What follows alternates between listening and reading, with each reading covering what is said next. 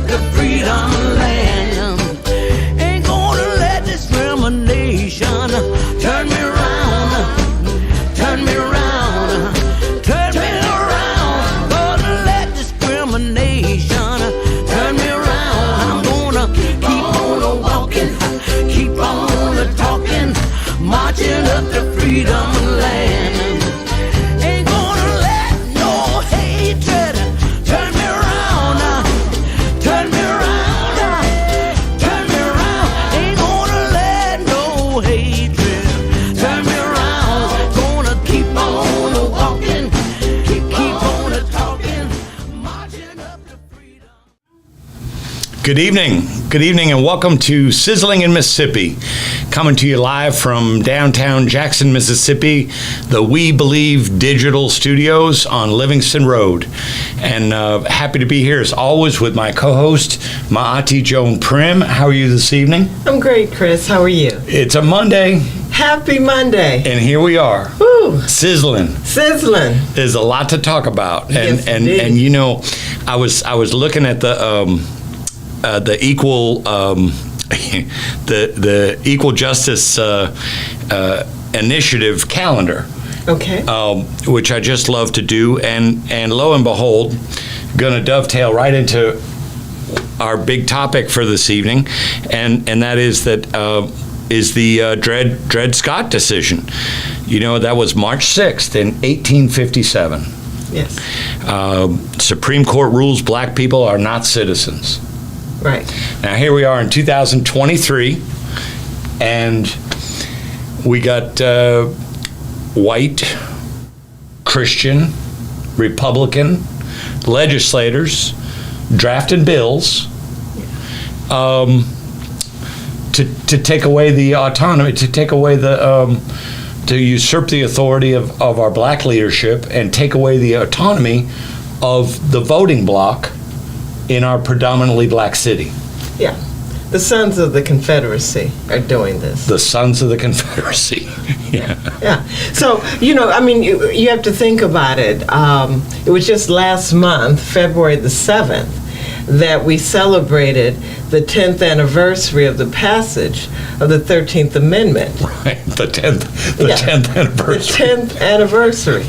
That's yeah. That's February right. 10th. Yeah. 2013 was when the 13th Amendment to the Constitution was ratified by the state of Mississippi. Right. Right. The last state to do so. 130 years after the fact. Right. But then they let it sit in the drawer, right?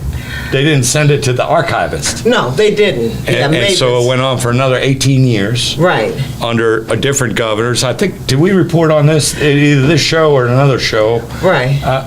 But yeah, they said, oh, you know, it's just a clerical error. Really? Yeah. I don't think so. And once the film about Abraham Lincoln came out, Yeah. then people started looking around and saying, well, I wonder, when was the 13th Amendment ratified in Mississippi? Yeah. And it hadn't been. Had not been. And then everybody was like, oh, oops, we forgot. I don't think so. Yeah. I don't think so.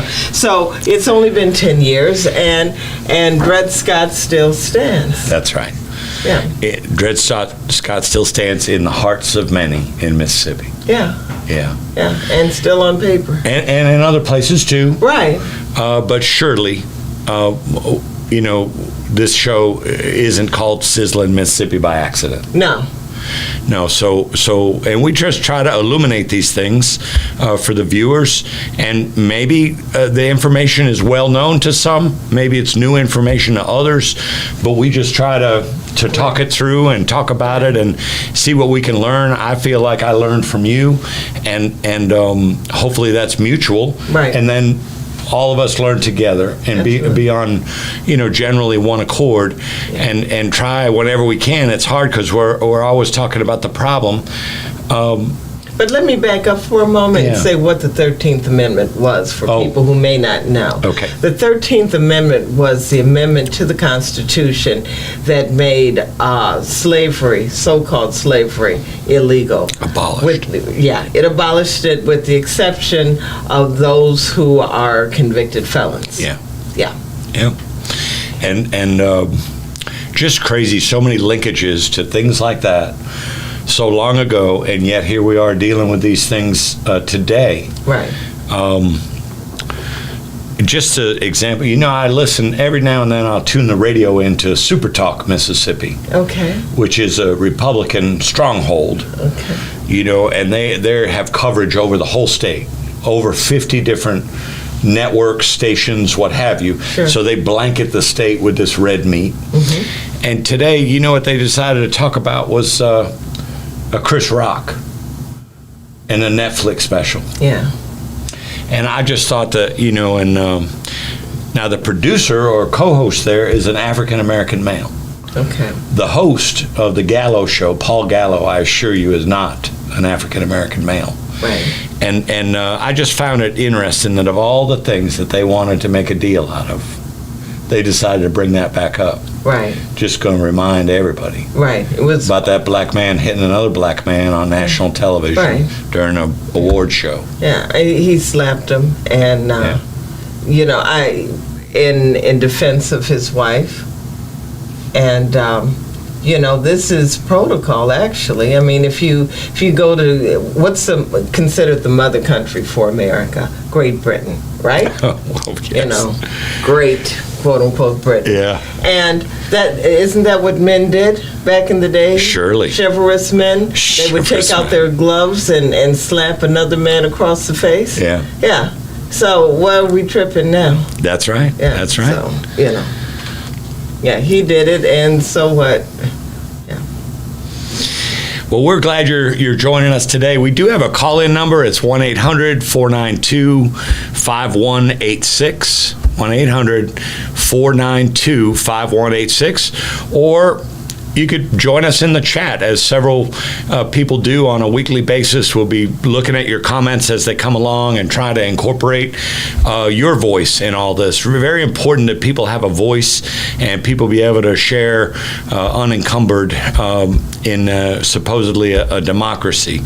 So we want to keep that going. But we really want to focus a whole bunch tonight. It was several topics, different topics, but really want to focus so much on the HB 1020 because they had that public hearing today. Yes. And for those that have somehow missed it, it's been in national news now for a month. It was in national news again today. Mayor Lumumba was on Jake Tapper's CNN show, and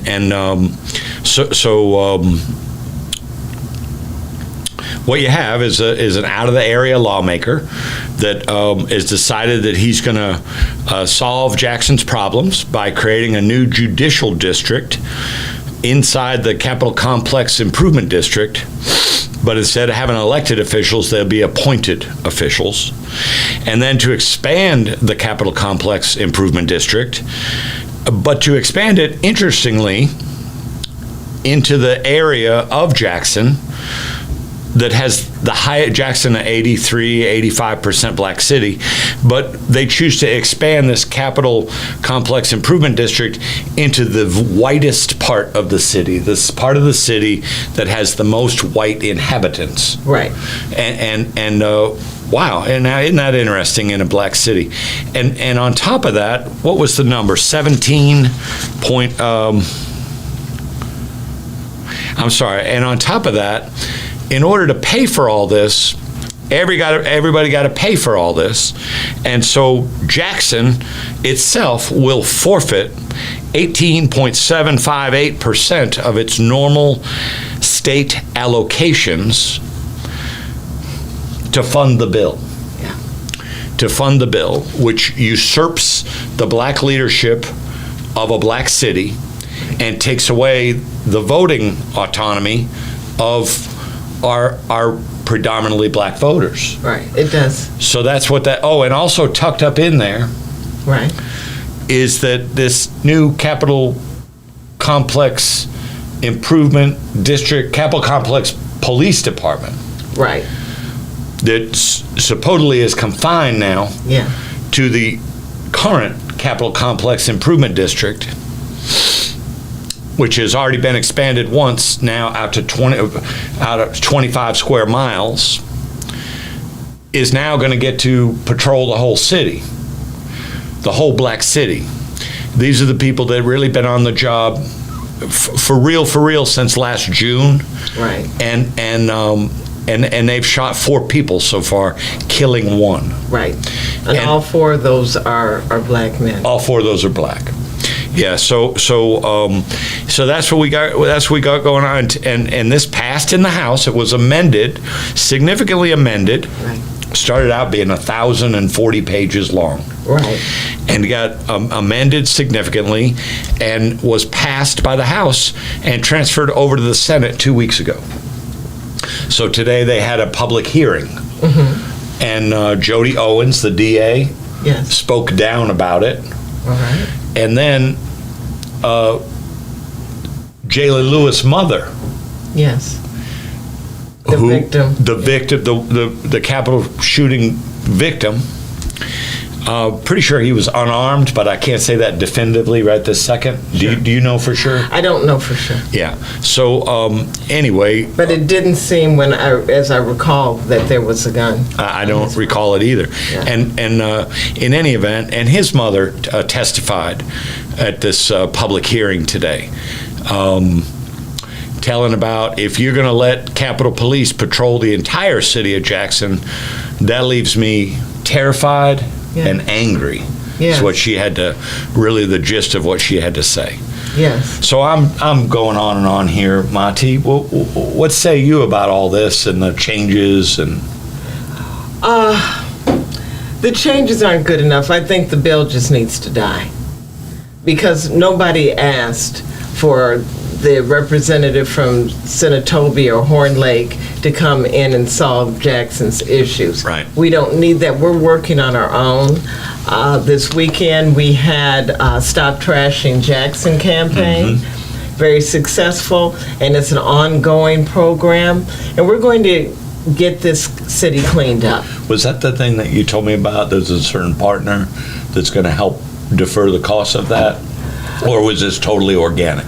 It was something that the city is actually doing. Okay. It's city-sponsored. Okay. And so you went to different designated locations, Yeah. and you picked up equipment and went out and cleaned up Jackson. Or you could clean up your own area, your own neighborhood, without even having to go to the designated areas. Nice. And so we're changing the culture to reflect the fact that we want Jackson beautiful. Yes. We want it to be clean and fresh, and so we're going to change the way that people do things. We're going to change people coming along and dumping used tires on big one, abandoned yeah. building properties and things Yeah. like that. Yeah, it's just going to change, and this is the start of it. Just started this weekend, and we're going to continue on, and it's going to be a good thing for Jackson. How often? I think it's a monthly campaign. Good. And so we'll be able to do it ourselves. Yeah. And I don't see anybody from Horn Lake coming with gloves and trash bags, so therefore stay in Horn Lake and we'll stay in Jackson and do what we need to do. Shocking. Yeah. So they're not really interested in helping. They're just interested in usurping Jackson's authority. Yeah. You think they were down here during the water crisis handing out cases of water? Nobody I ever saw. No. They don't care. You know, it's not really about they're not concerned with the welfare of Jackson. They say they are. Yeah. But when it comes time to show it, they're nowhere to be found. You know, it's interesting. The CNN piece today that Jake Tapper had Mayor Lumumba. Yes. That Mayor Lumumba, everybody got something to say about Mayor Lumumba. Okay. But I don't know, when I came down here 2 years ago, and I actually wrote to him before I came here. Mm-hmm. I did not get a reply, but I guess he's busy or whatever.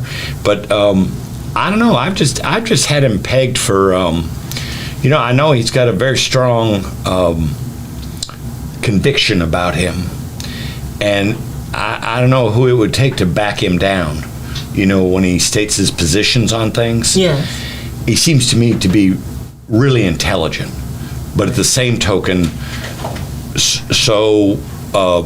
some of that I think can get lost when he feels as if he has to, and I'm glad he does, really forcefully make his points on things. Right. Today he made the simplest point in the world, and I hadn't heard it mentioned before by anybody, but talking about this HB 1020, Yes. Trojan horse. Yeah. Trojan horse. Yeah. What a beautiful example. Yeah. And they get in the door. Right. Get in the door, and then what are you really bringing? Right. It's like they want to make these concessions about the judicial district. They're saying, okay, well, maybe that's off the table now. Right. But the Capitol Police, but Jackson, the whole town. Yeah. And the Jackson Police being forced into a memorandum of understanding, and if I read it correctly, if JPD, if the city doesn't sign the memorandum, guess what? What? They're going to do what they're going to do. Well, memorandums of understanding are not enforceable by a court. I didn't know that. They're not. Yeah, they're not that kind of contract. I never knew that. Yeah. I figured if you got two, formal entities or whatever, Right. Right. It's really just so that each party understands the intention of the other party. Yeah. But as far as I've understood them, they are not legally binding. Okay. Yeah. And on this HB 1020, I heard today that from a couple of different places that it dies on Wednesday if they don't take a vote. Good. Yeah. Let it die. Yeah. Our mayor, Chokwe Antar Lumumba, he's got great pedigree. His father was mayor. His father was part of the movement, the human rights movement, the Black Power movement, and Malcolm X grassroots movement, the Republic of New Africa, and that's how he actually came to Mississippi from Detroit. And so Chokwe Antar Lumumba, the son, has been raised on all of this. The father was an attorney, the son is an attorney. Right. And the daughter, Rukia, she's an attorney. And so they understand the movement, they understand politics, and they're not, they have a lot of courage. A lot of courage. Yeah. A lot of courage, a lot of conviction. Yeah. I admire them both. I do too. Well, we've come up on our first break, so we're just going to dip out for a commercial or two, and then we'll be right back in, jump back in with HB 1020. Have you had your Earth Blend coffee today? At Earth Blend Coffee, we take pride in offering you the very best of beans across the world, blended and roasted to perfection, giving you superior quality and satisfying and flavorful taste. Experience the world in one cup with Earth Blend Coffee. To order, visit earthblendcoffee.co now. Looking for the hottest content in the city of Jackson and surrounding areas? Check out WeBelieveDigital.com. Also follow us on Facebook, Instagram, TikTok, and YouTube. We Believe Digital Podcast is here for all your podcasting needs. Welcome back to Sizzling in Mississippi. Chris Young and Maahti Jone Primm, just trying to talk these things through, talk about what's really going on, push back against the racism and oppression that we're able to see. It seemed like not everybody able to see it, but we're very much able to see it day in and day out, and we talk about it here. Right. And it's blatant. It's blatant. Yeah.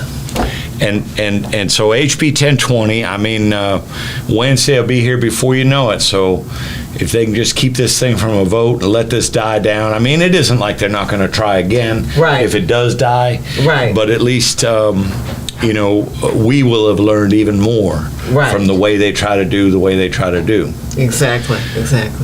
And it's interesting. One of the things that I didn't mention earlier about this bill with the judicial district is, now just think this through, for a city that's 83 to 85% black, and that's not by accident. So the population of Jackson, the white population, of course, at one point outnumbered the black population of Jackson. But all that changed over time. And then it really, really changed when they integrated the schools. And it kind of took off at a rapid pace. And then trickling, I guess, after that. Right. Maybe trickling. But there was a mass exodus. Mass exodus Yes. at integration. Right. And but even more recently, when I first moved down here 2 years ago, I believe they said there was 185,000 people that live here. Right. Now you never see that number. No. You see 170,000, or even on the census, which we've had our talks about the census, Right. the accuracy of the census, but I think it says 155. Wow. So the population continues to decrease. Yeah. And but think it through for just a second. In an 85% black city, if this court district were to get stood up, Yes. what you're going to have is you're going to have one white state official, the Chief Justice of the Mississippi Supreme Court, be appointing the 5 temporary judges to the judicial district. Really, really bizarre. And that outnumbers, when you look at in terms of the circuit court, that would outnumber the 4 black elected judges in Hinds County. And what do we know about the Supreme Court? White.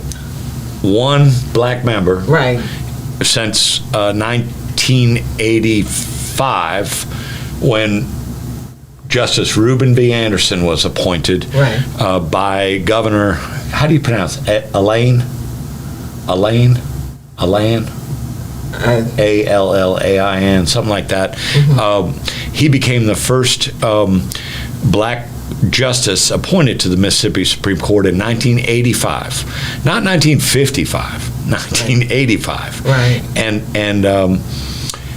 And when he retired, it was occupied by another black judge. And when he retired, it was occupied. So one seat Right. out of all those justices, which equates to 11.11% of the court, Yeah. of the Mississippi Supreme Court. Right. Which is not representative of the state of Mississippi. Of the whole state, even. Right. Definitely not for the Jackson area where it's Right. located. Right. But of course, it covers the whole state. Right. The court of last resort. Right. So it at least ought to reflect the membership of the entire state. Right. It doesn't, though. And then, it's conservative and it's Republican, Yeah. and there's one black person in there, and that's it. And Yeah. what can you do? That's the problem with democracy, is that when you're outvoted, you lose. And there's no consideration given to your position. That's right. Yeah. That's right. And it just skipped through my mind to furthering your point. What was it? There was something that it seemed like it was just one of those, I can't believe I'm spacing it out, but one of those really cut and dry things. And they said, no, even though it says this in the Constitution, Right. we don't think it really meant that. Right. And we voted on it, and so it's done. Right. Yeah. Just like that. Yeah. It's kind of like Emmett Till's trial. The trial about his murder and the trial about his kidnapping. It really didn't matter. It was like nullification. Yeah. Yeah, of the facts. The jury came back not guilty. Sad. Yeah. Yeah, so I think it's safe to say that our position, very much agreeing that even with the amendments, even if they pull this court, creating this new court out of this, even if they were to give Jackson 18.758% of its revenues back, we still wouldn't be in favor. Would you agree? Right. I mean, that's Right. the way I feel about it. I just assuming that you and Right. and the idea, especially with the Capitol Police being able to patrol the whole city, Yeah. they've demonstrated that they're heavy-handed. I think they try to compete with Rankin County or something. To like the Yeah. boys are back in town or something, and Right. the Yeah, chief the of police, Cowboys. the Cowboys, Yeah. and the chief of police has said, Capitol Police had said clearly. Some of these people just not used to being policed. Really? Yeah. So we're used to police brutality. yeah, there's a Yeah. new sheriff in town, kind of thing. Yeah. They're gonna clean it up. Oh, lucky. Bo Lucky. So God bless him. Straight out of Central Casting. Yes. Yeah. Yeah, and the other the other thing, I did look at the the votes, and I think we might have talked about this last week, but there were 70 in the House that passed this. Yes. There was 76 yes votes and 38 no votes. 6 people abstained from voting or had a no vote. Okay. Now, you don't know. Did their mother die last night, or Yeah. did they get in a car wreck and couldn't come in, or they don't want their name attached to it somehow for whatever reason? Right. They don't, and they're not transparent about that. No. But that does mean that there were about 5 people that did. I don't have it here. I put it in an article in the Mississippi Link this week, but there were 5 black lawmakers in the House Yes. that voted for it. Yeah. Yeah. Now, as best I could tell, none of those. No, wait a minute. Shanda Yates. She's white. So 4 black lawmakers and 1 white lawmaker, and none of them are from this area. Right. So Yeah. But what political game are they playing? yeah, power. Yeah. Crush black leadership. Right. Right. We're not going to stand for this. But I mean, the problem is they're black too. So eventually, that Oh, I kind of misunderstood. agenda is going to come back around. It's going to be a boomerang for them. They're not understanding that that there is a power in being fair. And if you are not fair, if you're doing things that are against the people of Jackson and you look like the people of Jackson, you're going to have a problem going down the road. Right. I don't know what that problem is, but, a lack of support certainly in the future. Yes. Well, we decided we were going to extend Black History Month. There you go. But before we do, I just noticed I had printed out at the last minute NBC News.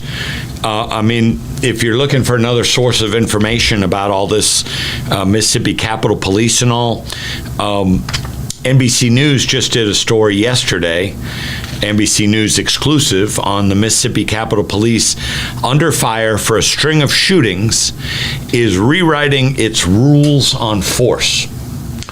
So so what they did is this 2 NBC News reporters came down here. They talked to them, talk about the shooting of the 4 people, saying the Capitol Police, which when the manual was printed in 2006, it was more like just rent-a-cops walking around the Capitol. Okay. It wasn't like a full-fledged police force. Right. I mean, it may have, in wording, it may have said but that wasn't the deal. It was just exclusive to the Capitol building itself. Mm-hmm. So anyway, the current manual, predates decade-old reform movement that sparked changes at police departments, such as bearing chokeholds and requiring officers to use de-escalation. And they interviewed Sean Tyndall, the Department of Safety Commissioner, who's appointed, white man appointed over all of public safety. in Mississippi. Guess who also reports to him? Bo Luckey, the Capitol Police Chief, and when you're investigating the Capitol Police, you call the Mississippi Bureau of Investigation. Guess who reports to him also? See that? Yeah. Yeah. So just really. What type of training do they have on de-escalation? Is my question. Good question. Because it doesn't seem to have helped in the last since June. Yeah. Yeah. Last 9 months. Yeah, it's like all or nothing. Yeah. And especially if somebody gets out to the vehicle or whatever, and you know, as you've mentioned before on this program, they don't have to have a reason to make. They just make it up. Right. And how are you going to prove that someone swerved or didn't swerve? You know. So. The former police chief of Salt Lake City saw the redacted rules for this Capitol Police force here in Jackson, and said, I'm amazed someone is still redacting parts of their manual. So in other words, they turned over to NBC News several pages of their manual, about how they what their rules are for force, but it was heavily redacted. I don't understand why that would happen. I mean, the standard operating procedures should be within the public domain. Yeah. Yeah, we should have access to that. It should be nothing for us to see that. Why would they black out sections of that? Now, are you just thinking that because we foot the bill, and because we're the ones that's supposed to be protected and served? Right. That's why. Yeah, and we don't know how and what'll send them off and how to protect ourselves from them. Yeah, it's bizarre. Yeah. So there you have it, HB 1020. So much going on. Critical day coming up on Wednesday.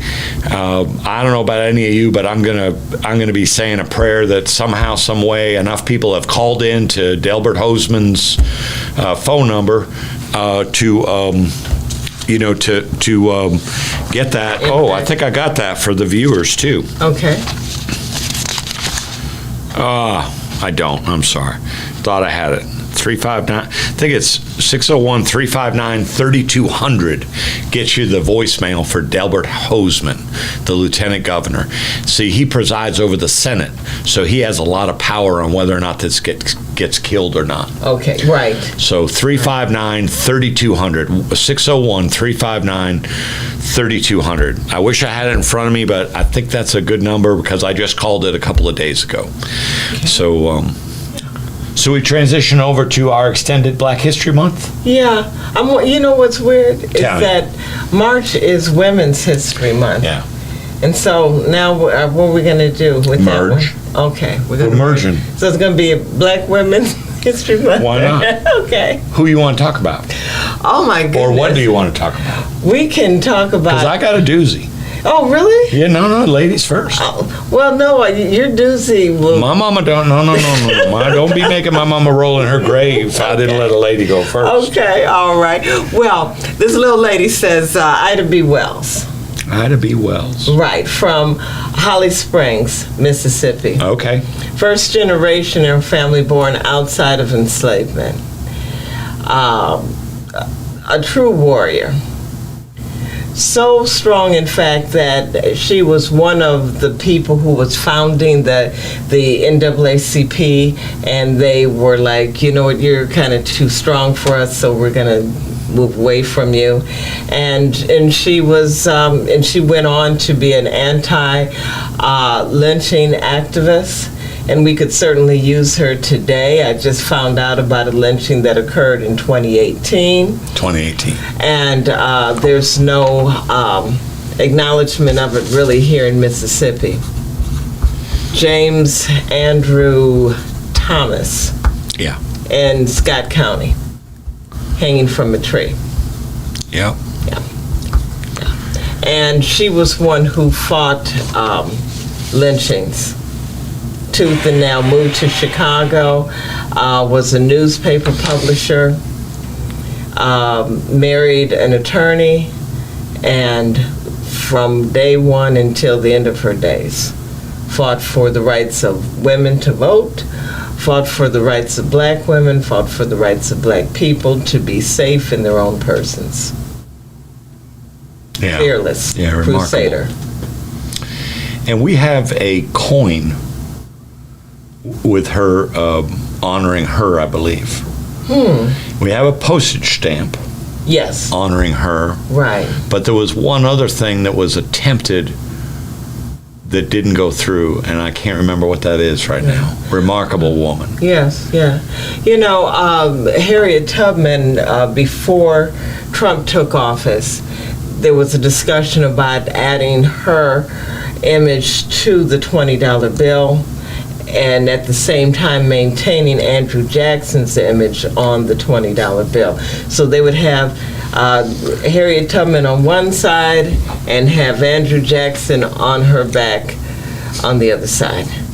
And the one thing I think that Trump did right, because even a broken clock is right twice a day, was that he stopped that. Yeah. Probably not for the right reason, but I'm glad he put a stop to that. Yeah. Yeah, we don't need it. Interesting. Yeah. I'd forgotten all about that. Yeah. Well, you came more local, and this time I'm going way out. Okay. And Ariel's got a little picture, but I'm not sure on the pronunciation, but I bet you know the pronunciation. Would it be Andre Blouen? Blouen?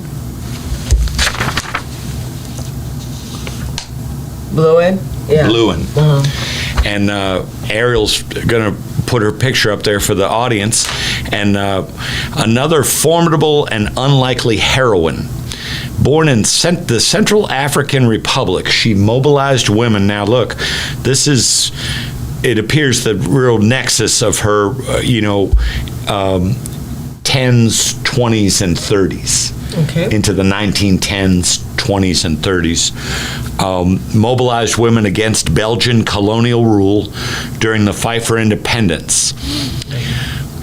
She's alleged to have single-handedly recruited 45,000 people for the Congolese Independence Party. Sheesh, one person, 45,000. Blouen was a fierce advocate for women and expended much of her energy expanding literacy and better treatment for women. Now, here's the part that caught my eye. Okay. All that, I read all that, but that didn't jump it off the page at me. Okay. At independence, she served as chief of protocol in Patrice Lumumba's short-lived administration. Yes. How about that? Now, is there a connection? Oh, between Chokwe and Lumumba? Yeah, there is, in terms of Chokwe Lumumba, the father. Yeah. Was so inspired by Patrice Lumumba that he took his last name. Wow. Yes. Wow. Yeah. Patrice Lumumba was giant. Right. Yeah. Yeah. Yeah. Well, there she is. King among men. This is the best picture I could find. She looked like she's blowing a kiss. Yeah. She might be saying, was. "Kiss my." Well, to the Belgians, I hope she did tell them You that. never know. But I mean, the Congolese, the people of Congo are amazing people, and I'm not just saying that because I have some ancestry there. Okay. With the Luba people, but absolutely strong and able to surmount and survive. Yeah.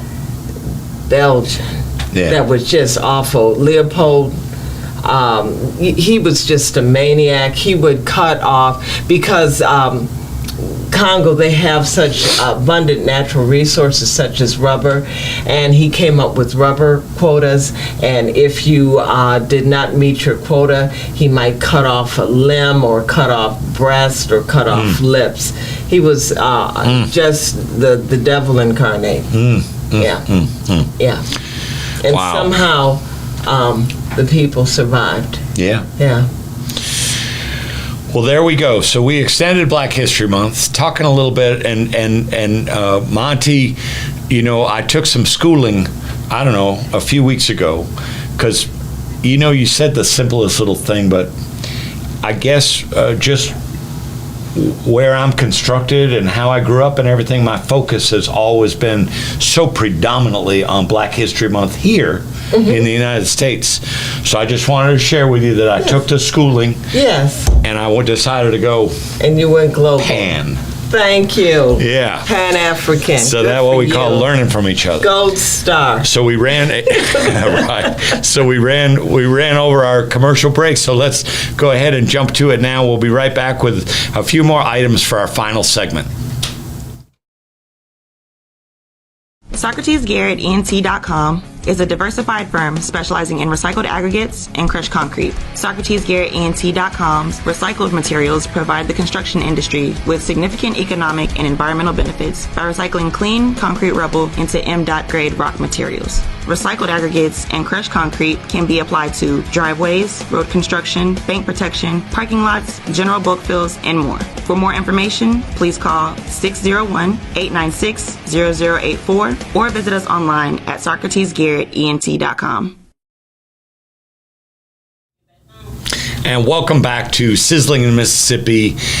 Black woman and white man at the crossroads, just trying to talk through all different issues and so forth. And so far tonight, if you're just joining us now, we covered the HB 1020, a really big item down here. Yes. You know, it was a really huge item in Jackson when they launched it on us the end of the first week of January. But boy, it didn't take long and it became a national news story.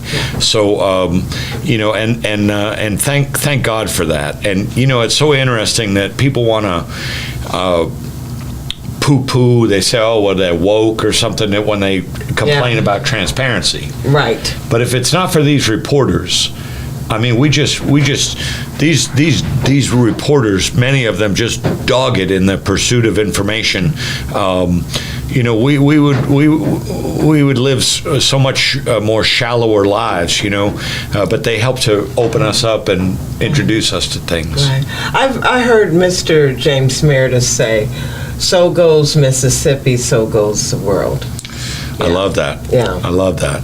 So, and it's true. And so when things happen here, as small as a state as we are in terms of population and area, it's so impactful, everything that we do. Mm-hmm. Yeah.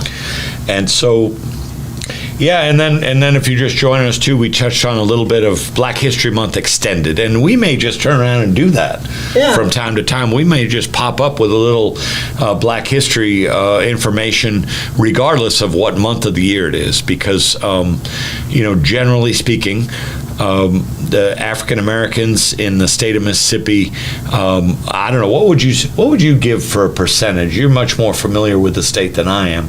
What would you give for if I asked you, well, what percentage of the over 1 million people, black people that live in Mississippi, what percentage could you feel comfortable saying, well, I feel like this percentage lives pretty darn comfortably? What percentage would you give it? Is it like 10%, 5%, 1%? I don't know how any black person could live comfortably in Mississippi, regardless of socioeconomic status. Right. Because there's always this sort of haunted danger that's just unyielding and never ending. It doesn't give up ever, and it really doesn't matter who you are. You know, you can be a 14-year-old boy from Chicago. Yeah. You know, you can be a 25-year-old man in Jackson that runs afoul of Jalen Lewis. You know, you can be a 4-year-old girl. I think she was in Canton, Myra Lewis, who's still missing after more than 10 years, you know. So. Yeah, and when I asked you that, I was thinking of socioeconomics, and but it doesn't mandate. Of course, no. I totally hear you on that. Yeah. But I mean, we are the poorest state in the nation. We are. So that's I think that, and I have a new ranking to share. The ranking is 46. So lo and behold, the Brookings Institution did a report last month, talking about, more or less, talking about state and local working together better. Okay. And that there's a trend in this country of that not happening. Yeah. And boy, oh boy, are we seeing it right here. Yeah. And so, anyway, so what they did, they took a look at the metro areas. Mm-hmm. Well, we have the largest here in Jackson, Mississippi, the largest metro area in Mississippi. There's 3 others. Mm-hmm. But the Jackson metro area contributes 24% of the state's GDP. Yeah. Not surprised. And they want to strap us down. Right. They want to stomp us out. Right. They want to take over. Right. They want to seize. Right. They want to oppress. Right. And what they don't, they just too narrow-minded. They don't grasp that every time you hurt this city, right, you hurt the whole state. Right. And doesn't matter. Yeah, that doesn't matter to them. It's maintenance of the status quo that reigns supreme here. That's right. Yeah. That's right. And they opened this essay, multi-page essay, graphics, really, really good stuff. Tremendous article. I should have sent it to you. Because I don't read the Brookings. They don't email me when something new comes out. Yeah. I just happen to stumble on it, And anyway, but they began the essay talking about Jackson, Mississippi in March of 2021 when our mayor Lamont, we had just gone a month. Some people had gone a month. Some people were still without water. Some people had gone a month without water. Right. And Mayor Lumumba asked for $47 million. The system is on its knees, right, hemorrhaging. He asked the state for $47 million for infrastructure to fix the water facilities. Yeah. Now, mind you, according to the article, Mississippi had received $356 million from the feds to disperse. Yeah. Yeah. They gave Jackson 4.6. Yeah. No, that's a failure. Asked for 47 Yeah. when the system's in failure. Right. Ask for 47 million, give you 4.6 million, which translates to 1.3%. Right. Right. You can't solve the problem with 1.3%. You cannot solve solution. the problem. So that's number 46. We're 46th in the nation, and I'll share this also as our time clicks on, is that reading further, so we were 46, but then I was curious, well, who's in the top 10? So I went and looked at the whole list. But in 46 in terms of what? 46 in having, sorry, thank you for asking that. 46th in the percentage of GDP derived from the metro areas. Okay. From the areas of your state Yes. that theoretically are supposed to be thriving the most. Right. And Jackson provides 24%. Mm-hmm. The other 3 combined, added to Jackson, bring it up to 52.8% or something like that of GDP. Okay. Just in the metro Gross areas. national product. Yeah. So Horn Lake not included. Senatobia. Senatobia not included. Yeah. And Natchez not included. You know what I'm saying? So Yeah. it's just the metro areas. But anyway, number 10 on the list was Florida. With, number 10 on the list was, number 10 on the list was Florida with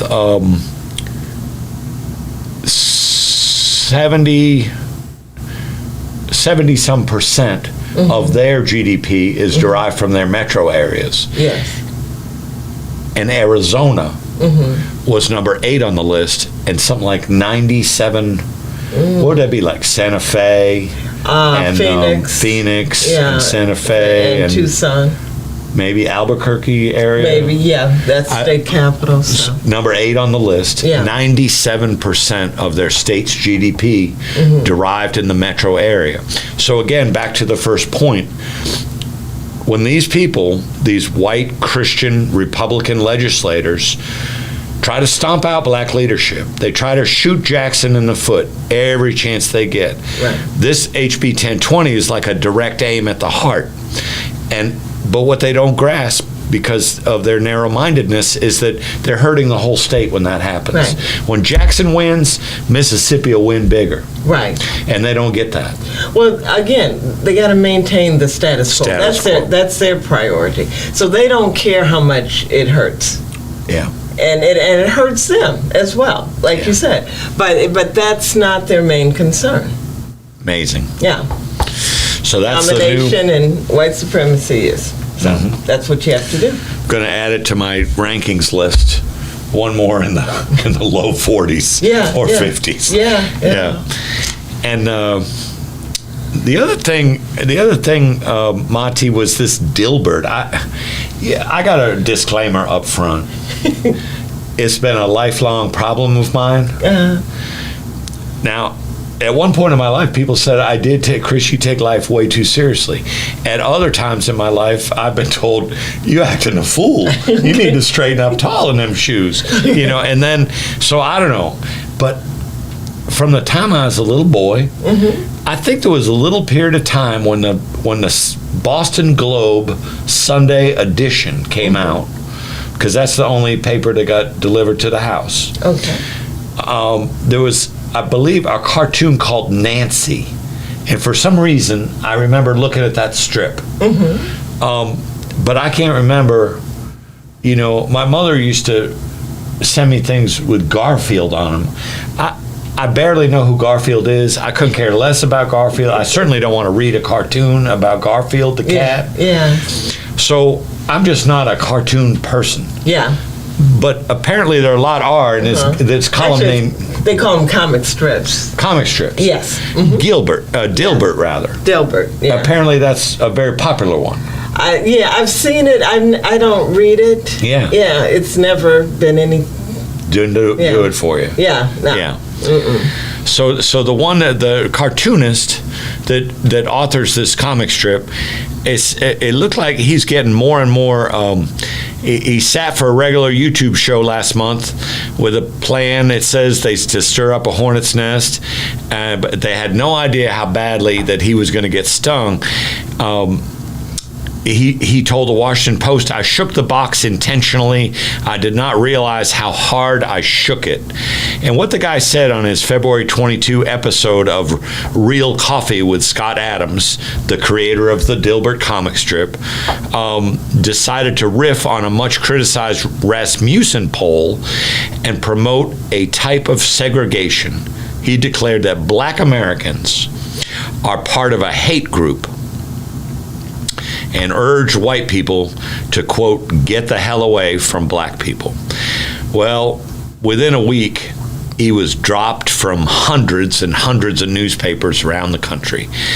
Apparently, one of them now is taking him back, but it's only under a subscription service or something like that.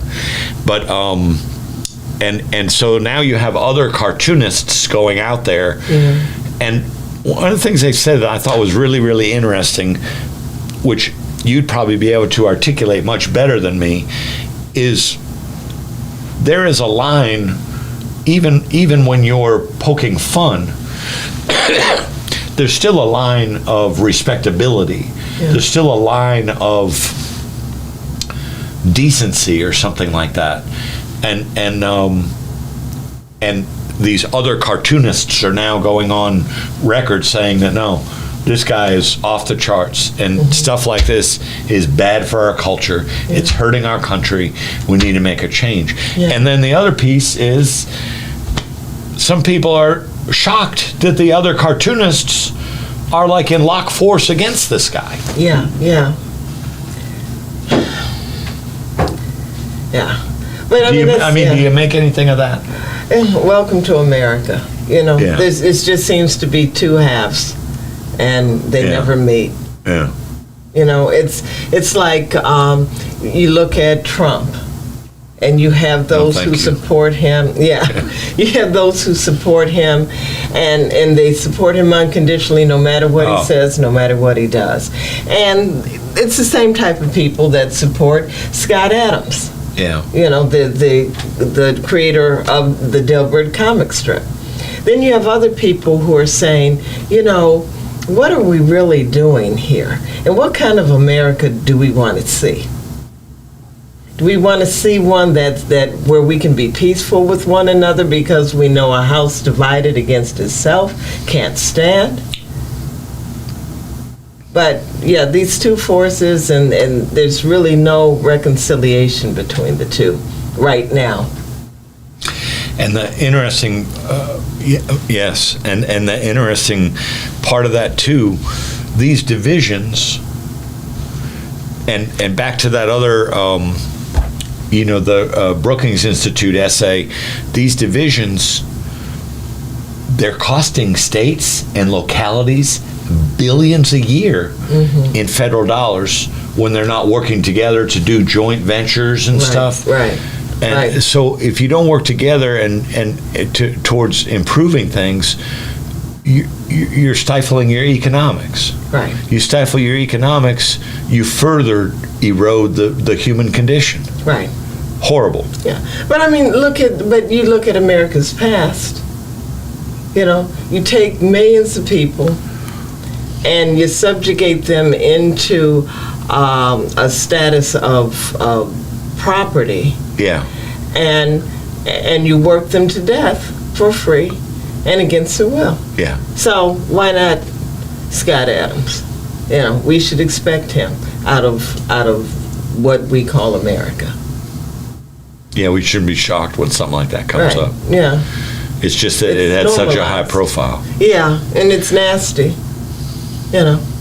And no, black people are not a hate group. No. Right.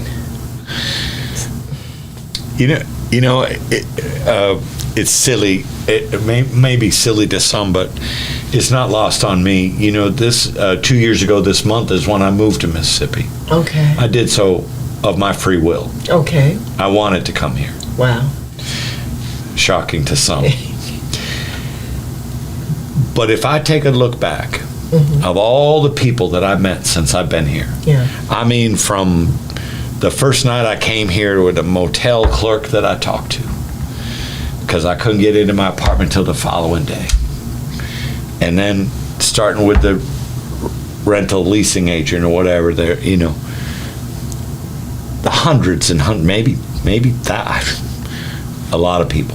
And if somebody were to ask me, do you notice overall, would you say, who do you feel you've been treated better by or more kindly by overall? Yeah.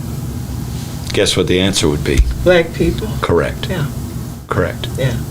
Yeah. Sometimes I'm just amazed at how sweet black people are, especially in Mississippi. They're not bitter. I seen a guy at the gas station today. I seen this guy with a Paul Moak truck. It's a car dealership. Sure. The man was black. He had his window rolled down. I said, hey, you mind I ask you a question? Sure. So I said, they selling used cars over there? He said, well, not as many as we used to, but they got some over there. I said, well, I might be in the market for a car for my daughter. And he said, well, go ahead. You know where it's at. You know it's right over there across the street. And just drive it down that lane and you're going to come right to it. He said, you could always just drive over there and see what they got on the list. I said, I appreciate it. I think I'll do that. He said, she outgrown the car she's in? I said, she got a baby now. And the car's really, really small. I want to get her something got a little more steel around her and that baby. He nods his head. He said, give him a look. You might find something over there.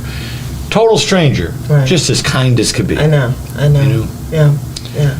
Here he sees this white, hairy guy coming at him, asking questions. He's trying to pull away from the gas pump. Yeah. He stopped what he was doing and disgust. Yeah. Amazing. No, I know. It happens all the time. Yeah. It happens all the time. Yeah. I mean, I was at my store and it was a really windy day, and the wind actually blew my front door off its hinges. Oh. Yeah. And a woman came along and she said, oh, are you okay? And I said, yeah, I'm just waiting for it to be repaired. She said, I'll sit with you so you won't be worried or anything. Yeah. Kindness. Yeah, absolutely. Yeah, it's a beautiful thing. Yes. Well, folks, we've run out of time for this for this segment, and we really thank you for joining us. We're a regular thing on Monday evenings now at 6:30. You can always view us on Facebook or on YouTube or on WeBelieveDigital.com. We're glad to have your support, and if you have any questions about the We Believe Digital Studio, please give us a call. We might be able to help you move your brand or service forward. Got a crackerjack team here, very diligent folks that work hard to help you promote your products and services. And we thank you so much for tuning in.